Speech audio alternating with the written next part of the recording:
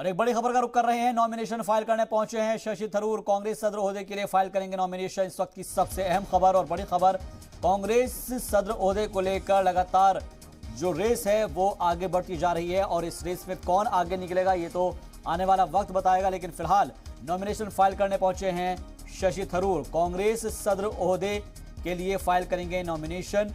आपको बता दें कि इससे पहले दिग्विजय सिंह इस रेस से बाहर हो चुके हैं, अशोक गहलोत इस रेस से बाहर हो चुके हैं और जो जब से मल्लिकार्जुन खड़गे का नाम सामने आया है उसके बाद से अब ये देखना अहम होगा कि और कौन कौन लोग इसमें नॉमिनेशन फाइल करते हैं। फिलहाल नॉमिनेशन फाइल करने पहुंचे हैं शशि थरूर, ये जानकारी मिल रही है। कांग्रेस सदर ओहदे के लिए नॉमिनेशन फाइल करेंगे शशि थरूर। और इससे पहले हमने शशि थरूर को सुना था, उनका सीधे तौर पर एक कहना है कि जितना ज्यादा मुकाबला होगा उतनी ही ज्यादा एक तरीके से लोकतंत्र मजबूत होता है और इसलिए इसे सीधे तौर पर ये तस्वीरें देखिए आप कि जहां पर नॉमिनेशन फाइल करने के लिए पहुंचे हैं शशि थरूर। कांग्रेस के लीडर है और कांग्रेस सदर ओहदे के रेस में उनका नाम भी चल रहा है। ऐसे में ये देखना अहम होगा कि उनके पास उनके हक में कितने प्रस्तावक आते हैं और जब चुनाव होगा तो उसमें क्या कुछ चीज़ें निकल कर सामने आएंगी। लेकिन फिलहाल ये तस्वीर आप देखिए कि मीडिया का हुजूम वहाँ पर मौजूद है और उनसे उनका जो एक रिएक्शन चाहिए होगा।